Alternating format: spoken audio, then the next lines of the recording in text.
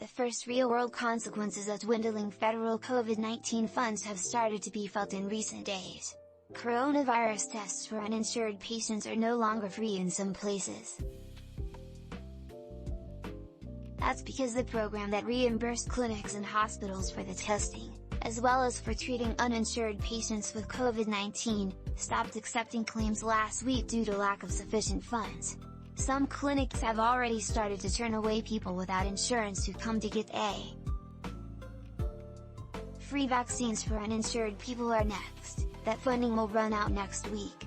After that, the vaccines themselves will still be covered by the government, for now, but the costs of administering them will no longer be billed to the federal program. In another blow to the COVID-19 response, federal shipments of monoclonal antibody treatments to states, drugs designed to keep people infected with the coronavirus out of the hospital, were also slashed last week by 35%, according to Health and Human Services Secretary Xavier Becerra. Biden administration officials such as Becerra warned that this is just the beginning. They've cited a long list of consequences, short and long term, as they plead with lawmakers to allocate $22.5 billion more for pandemic relief.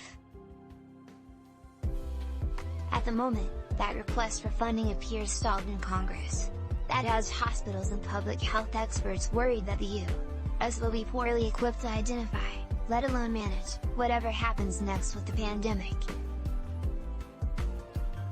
Losing this federal COVID-19 funding is one additional threat to safety net hospitals already strained by 2 difficult pandemic years, says Dr. David Zaas, who leads clinical care for the Medical University of South Carolina's network of 14 safety net hospitals in South Carolina.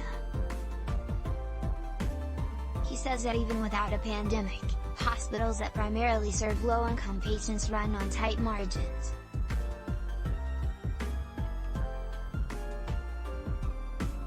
Add to that the decreases in surgeries, as well as the increase in costs from the supply chain and labor, and the unpredictability of the different COVID waves, and it's clear why the pandemic has been so rough. The Provider Relief Fund has been essential over the past 2 years, he says.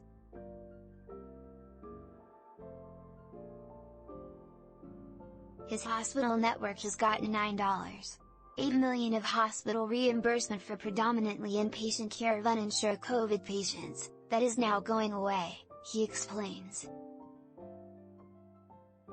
He says the hospital network will continue to test and treat uninsured patients with COVID-19 and won't bill patients for it, so the funding for that care will have to come from the limited margin that hospitals generate to reinvest in our people and our programs and our facilities.